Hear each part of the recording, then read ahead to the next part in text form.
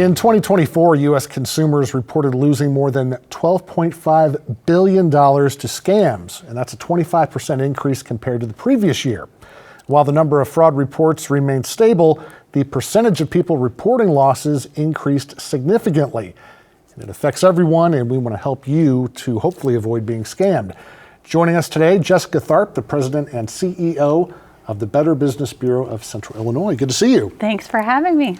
So you've been with the Bureau a long time, more than 20 years, and you've seen the evolution of scams, and it's just amazing what's out there. Oh my gosh, it has changed so much. You know, one of the top scams when I first started, Mark, was the stuffing envelopes scam, where you could work from home, which was not a thing, and make tons of money. And of course, it was a scam. But even then, it was a highly mechanized process that eliminated the need for home workers. But now we're seeing the same employment scams still topping the charts, you know, offering high earnings with little or no experience working from the comfort of your home. And with the technology that's just exploded and keeps getting better every day, we'll talk about AI in a minute, but it seems like that's created more problems too with, you know, email, smartphones, things like that. Just more ways for people to scam. Yeah, you know, talking about the evolution, door-to-door being the origination, or even print ads, and now obviously people bombarded with telephone calls all the time with scammers, fraudulent text messages, things in your email you have to be afraid to click on, and things on social media. You know, it's relentless. It really is. Out of all your years, and you don't have to get into specifics, but what's the worst scam in terms of someone who's been taken for money? Like, what amount of money has someone been taken for that you know of?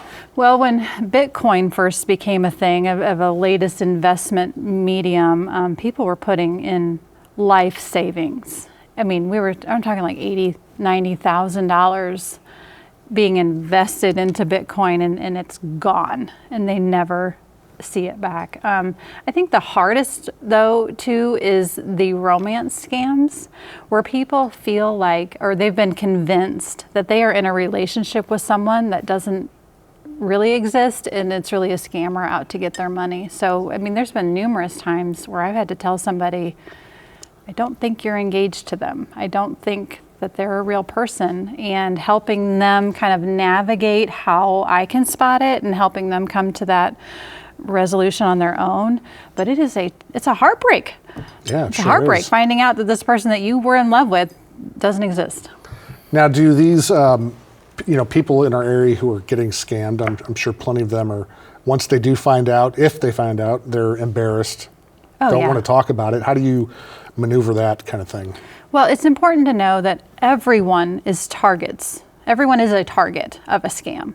You, me, our family, our neighbor, our kids, our parents, everybody is a target because they're after your information or your money, and everybody's got that in some way, shape, or form. So it used to be the old adage of seniors were the main victims of a scam, and that's not necessarily true. What does make them attractive is they tend to have more cash on the side that people, it's easier for them to access. You know, if somebody came up to you and I and asked for, $40,000, we'd be like, okay, that's not a thing.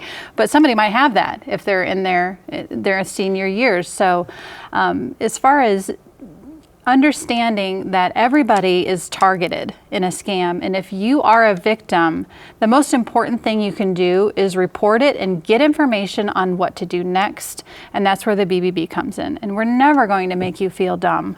And that's usually what we hear is, oh my gosh, I'm so stupid. I shouldn't have fallen for that. Well, these are professional people. Their pride is in how many people can they take advantage of? How many people can they trick? So they become really crafted at what they do. And they're using technology to make it even easier to convince you that they are who they say they are. When I was younger, I always used to get frustrated when I would hear these scam stories, especially with older people, and now I'm one of those older people. I'm thinking, how could they fall for that? But man, as technology continues to grow and grow and grow, and the scammers become more sophisticated, sometimes it is really hard to tell what's real and what's not. Yeah, what's interesting is how interconnected all of the scams are. So I mentioned the romance scam, right? So typically this is where a local resident believes they're in a relationship with someone typically overseas, a very prestigious career, sometimes in the military, and they develop this relationship. They isolate that individual, all in an effort to get them to send them money. There's a problem with the business. I can't order the iPads for my employees like I need to. Could you help me out, dear? Could you help me out and order these iPads? I need you to ship them to this address for me so my employees can work. Well, what's happening is somebody has applied for a work from home job, and their job is to inspect quality merchandise and repackage it and ship it out somewhere else. And of course, we're using stolen credit cards, but they've developed this ring that makes it very hard to track the money, because it's going here and it's being changed, and it's going there and it's getting changed, and things like that. Yeah, a lot of people lately have been talking about text that they've been getting, like say from the state of Illinois, you owe toll money. Oh. Well, I've gotten a lot of those. I've gotten random ones where someone just says, do you have time to talk? And it's from a number I've never seen before. And I have a feeling that's some kind of scam too. Absolutely. They're trying to verify that your number has a live person on the other end. Okay. So short of turning off your phone, Yeah, I know. turning off your email, not being on your computer, what are some tips you have for folks to try and avoid being scammed? Okay, a couple of tips. Question everything. Go into every email that you don't know what it is, every phone call, as jaded as Jessica at the Better Business Bureau is. Okay, I question everything, and you should too. And if you're not sure, just call us. We do that work all the time. We know what to look for. So just knowing that you're going to need some more information before you hand over a credit card number, before you hand over any kind of personal information about yourself, whether it's a driver's license or a Social Security. Medicare is a big one that confuses people. So just know that they're out to get you, and that you are your own best protection with double checking things and getting more information. So that's really the best advice. Sure. What about passwords? What's your opinion on what passwords. people should do with those and not do? Yeah, passwords are the bane of our existence, aren't they? And they really are a valuable tool. We recently interviewed Pearl Technology on our podcast for the BBB, and they talked about how we need the passwords. So thinking of different ways to remember your password, maybe it's a song lyric that you like, making a passphrase instead of a password can be a little bit easier to remember instead of coming up with all of those crazy characters that the recommended password comes up with. So have fun with it. So the extra time it takes you to type it out is worth it? It is. It really is. Okay. Yeah. So I shouldn't use 1, As 2, long 3, as you're not 4? wearing the T-shirt that's like. Yeah. Well, and speaking of Pearl, we work with them too, and our IT people actually send us scam emails to see if we know what we're doing, and they look good. Yeah, and I think it trains you to be jaded. It trains you to have that mindset of something's going to try to trick me today. Mm-hmm. Which one is it? And then you have to pick which one it is, but it's just that practice of, okay, something in here is going to make me vulnerable. Which one is it? Sure. I know it's storm season, and over in Normal we had some bad hail a few weeks ago, and I think the next day I had a guy show up at my doorstep saying, hey, we're in town and we're fixing roofs. And we've heard all kinds of stories about the people who travel from town to town, and some are legit, but a lot aren't. How do you vet someone who just shows up at your door, or should you just say thanks but no thanks? Yeah, certainly checking with the Better Business Bureau is a great resource for you to vet anybody, to see who they are and what other experiences have people had about that company. Folks in our area need to know that roofing is a licensed industry in the state of Illinois. So that means you have to pass a test in order to get your roofing license. It's not just like our license plates where we just pay a fee and you get it. It's a test, a competency test. And that's important because you want to make sure that the person on your roof knows how to fix it properly. We've seen all kinds of things come through the Better Business Bureau where flashing wasn't installed correctly, or the shingles weren't put down properly, and your insurance isn't going to cover a bad roof repair. Sure. Right? So that'll be on you to deal with the contractor, which already would be a nightmare, right? So just checking them out through the BBB is a huge first step. The other thing, when you have a storm, like what we get in central Illinois, is you've got to be really familiar with your homeowner's insurance policy, because some of the other issues that we are hearing about are people that have insurance. They've hired a legitimate company and they're having a hard time getting that roof replaced. So understanding, do you have replacement cost or actual cost, and knowing that one of them incorporates the depreciated value of that roof. So it's a lot of headache, because most people think, I have homeowner's insurance, it's going to be covered, no problem. That's not the case. Yeah. What about online purchases, paying bills online? What are some tips you have for that? Use a credit card. Your credit card offers a lot more protections than a debit card, and it's not tied directly to your checking account. So always use a credit card, and they are better. They have better processes in place when there's a dispute. Maybe you didn't get the thing that you ordered, things like that. They can help get your money back. Good to know. Some of the big scams that you've mentioned too, the romance friendship scams, a lot of financial grooming type scams. Mm-hmm. Is it one of those things where you should probably think to yourself, if it's too good to be true, it probably is? Absolutely. The romance scam has taken a different twist as of late with using celebrities. So folks in our area are under the impression that they are direct messaging with a major celebrity, and they have a relationship with that person. And so when it comes time to sending the celebrity money, certainly, what do they need money for? Right. Yeah, that's a red flag. When your heart's on the line, you ask less questions, and so that's what's going on. So if you think that you're direct messaging with a major celebrity like Mr. Beast or Jennifer Aniston or Elon Musk or any of those, Harrison Ford, they're not direct messaging you, and you're probably wrapped up in a scam. Sure. What about social media? And you get all kinds of ads and things, but also like Facebook Marketplace and buying things from people, eBay, things like that. Oh my gosh, Mark, this has been the common theme of 2025 so far of people in our area, and we got to love our classic car guys, right? They want to get that dream car, and it's available on the other side of the country. And so usually on Marketplace, the process is, or the scam process I should say, is you have to put some money down to secure that car will not be sold to somebody else. And then here comes this web of, okay, well now we need you to pay in full for the car, and now we need you to pay for the transportation, which is another scam company, by the way. And so they're taking your money, and they're gonna need insurance on the car, and we're gonna need transportation fees, and all of these fees, until you're like, what is going on? I just want the car, you know? And it's not real. So what I recommend in those situations is if you right click on the image that you see on Marketplace, you can do a Google image search or a lens search. And what this is going to tell you is how many times does this exact same image appear on the internet? Okay. Because with the classic car thing, we're seeing that they're pulling these real cars off of legitimate car dealer websites or classic car vendors, and they're trying to sell them on Marketplace, only they don't have the car. Wow. What are your thoughts on when it comes to paying for this kind of stuff? A lot of people want cash, but then some people also accept PayPal, Venmo. Is it better to do one of those app services that are genuine?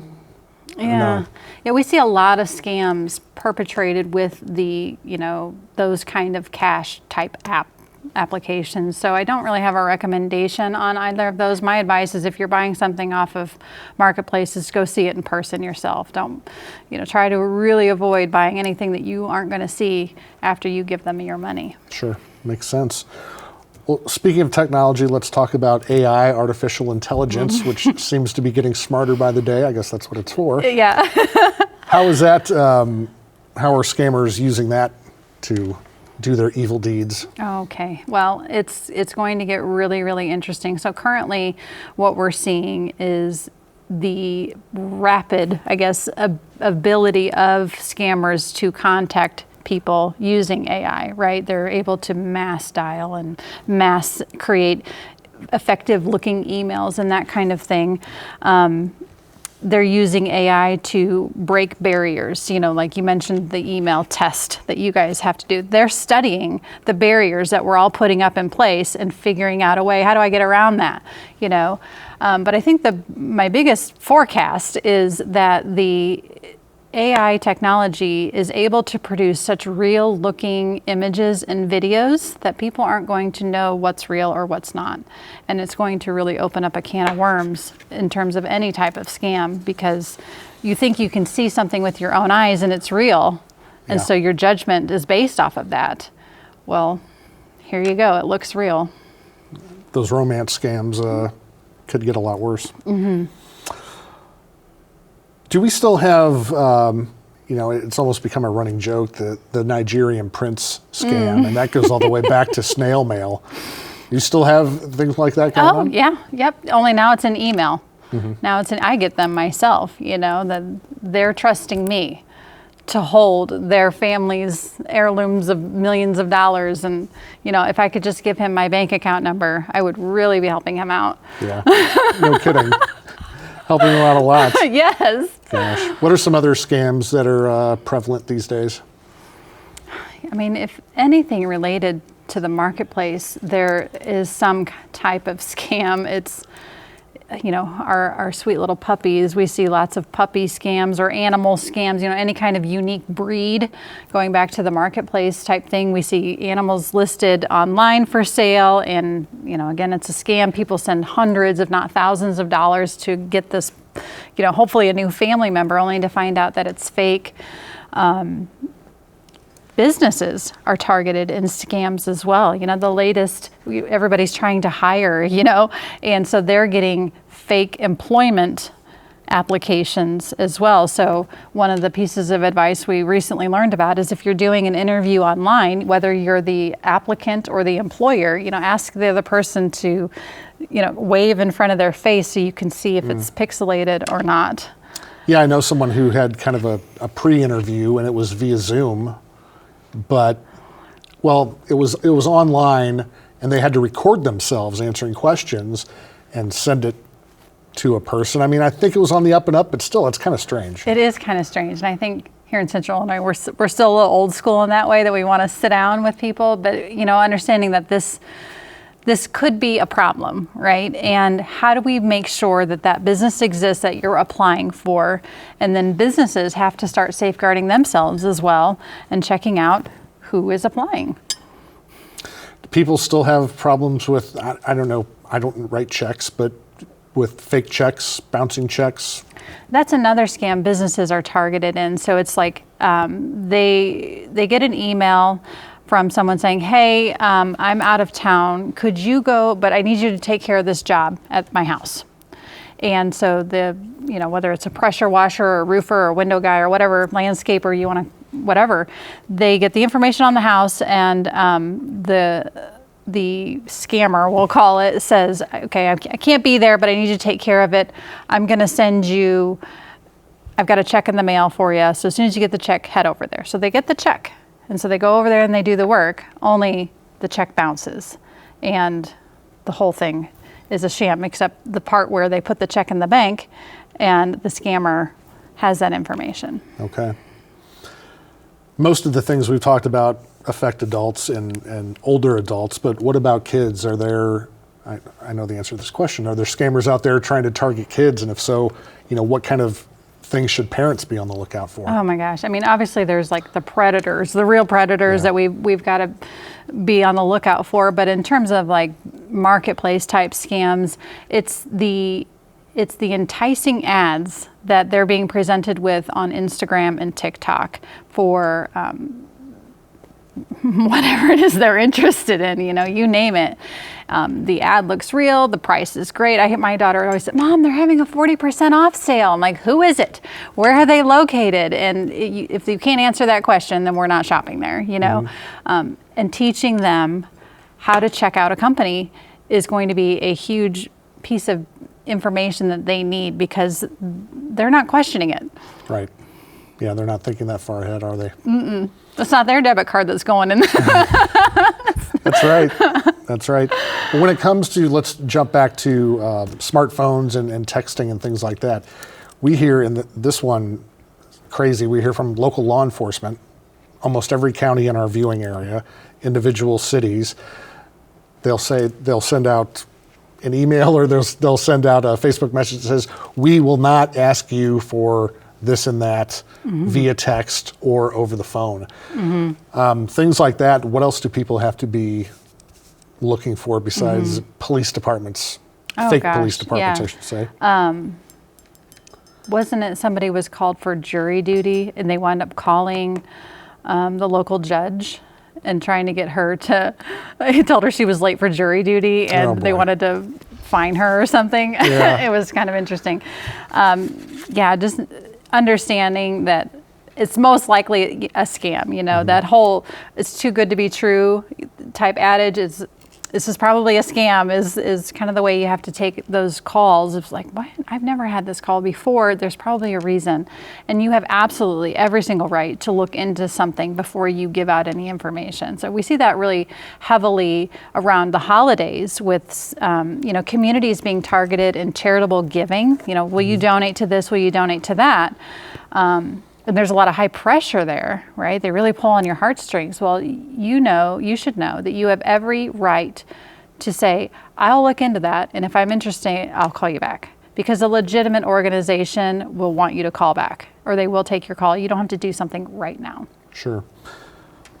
We've talked about some ways to avoid these things, and if it does happen to you, what are, you mentioned using a credit card. That's a good way to maybe get your money back, but what are some other things you can do after the fact? Okay, so if it's, most scams, whether it's an employment scam or a puppy scam or a romance scam, whatever the scam, the chances of you getting your money back are slim. So what we have to do next is to, stop the bleeding per se. We need to protect your information. We need to change accounts and things like that. So there's a gamut of things that need to happen next. And we understand that this is a hugely emotional time for you and there's a lot going on. So we can send out a checklist to you of something that you have it in your control. These are the things that you can do now. And most of the time, like I said, it's changing bank accounts. It's turning off a credit card or a debit card. It's possibly contacting the Social Security Administration to get a new number. And then all of the things that go along with that. So it is a overwhelming time. Sure. What else is the BBB doing? 20 years ago plus when you started, I think a lot of people thought of the Better Business Bureau and they thought, oh, that's the place where I go if I want to complain about bad service or a crooked contractor or something. And now scams and everything else. What is your office doing, kind of a blanket wide to help the community out? Yeah, we help people. Is what we do. We help consumers and we help businesses, and dispute resolution is still a very strong part of what we do today. Our goal is to help two parties that are at odds find a resolution, and we work, essentially as mediators to try to get things to move forward toward that resolution goal. And that's still a really effective way. I mean, it's fast, it's free, and it's fair, right? We're neutral, and our interest is you guys sorting this out, right? We also do consumer reviews, and we do it different than most other platforms as two things. One, we verify that the person is real, that is filing the customer review. It's not a bot. It's, they really had an interaction with that person. It's not a competitor filing a negative review. It's not an employee trying to boost their own numbers. It's a real consumer filing a customer review. And then we send it to the business first. And we do that because we want them to have a chance to see it and respond to it before it goes on bbb.org. So when you're reading information on the Better Business Bureau's website, you know that it's a balanced view. If there is no company response, well, they had the opportunity, right? And so when you're looking at complaints, more importantly than the complaint is what did the company do about it? How was it resolved? So you can see the whole story of, okay, they took care of that issue, or holy crap, they did not, and then you can make your decision from there. So we do a lot of work in that area. Education is a big part of what we do. A lot about scams, of course, but maybe your teenager's getting ready to buy their first car, and you know how kids don't listen to you, you're the parent, they need to hear it from somebody else. Yeah. Well, you can send them to the Better Business Bureau, and we're going to give them the rundown of what to expect when you go test drive a car, what to do next, that kind of thing. But just basically anything in the marketplace we can help with, and if you're starting a business or if you're newly in business and you've got some pain points, we have the resources of information that you can take away from and help become a better business. All right, well, lots of stuff out there, lots of scary stuff, but we're glad that people like you are around trying to help us out. And boy, like Jessica said, if it's too good to be true, it Probably is, but you can check. Yes, yes, double check on everything.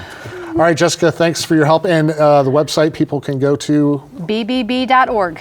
Okay, great stuff on there. Thank you very much. Thanks for having me. All right, thank you for joining us. We appreciate it. You can check us out at WTVP.org anytime, and we are on Facebook and Instagram. Have a good night.